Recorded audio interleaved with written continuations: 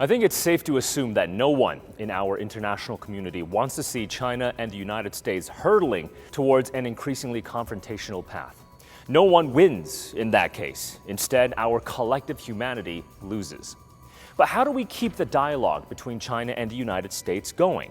Well, through respecting each other's core interests and major concerns. That's the message from China's Foreign Minister Wang Yi, who also adds that it is upon this foundation that the door for China-U.S. dialogue will remain open.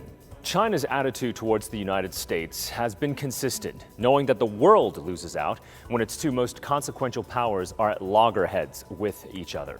Beijing focuses on managing differences and magnifying common interests, as common interests can lead to two nations resolving their differences.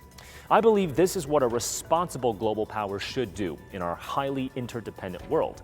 The United States, although also mentioning common interests, have in recent years magnified perceived differences. Now, when it comes to core interests, China's are not different from other countries. They include sovereignty, national security, and territorial integrity.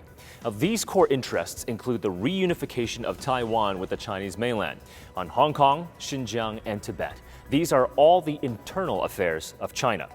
However, the United States has a history of injecting itself into China's own affairs, often walking a fine line and crossing the red line with China.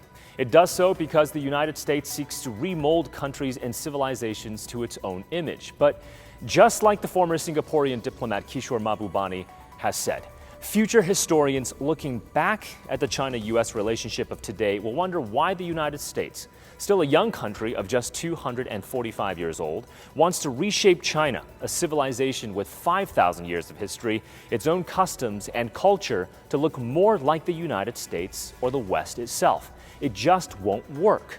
China doesn't send its warships close to the shores of California or Massachusetts. It doesn't maintain a network of military bases surrounding the United States. It doesn't tell the United States that it should adhere to Chinese values or to adopt China's method of development. It doesn't say to the United States that my way is the best way, or it's my way or the highway.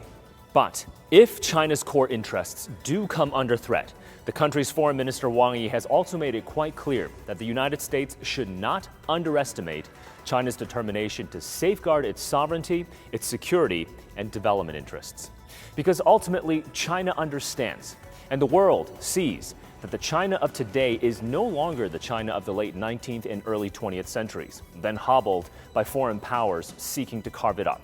The China of today stands confident, stands ready to defend its own sovereignty and territorial integrity. But most importantly, the China of today also stands ready to work with the international community to ensure a shared future based on common prosperity and mutual respect.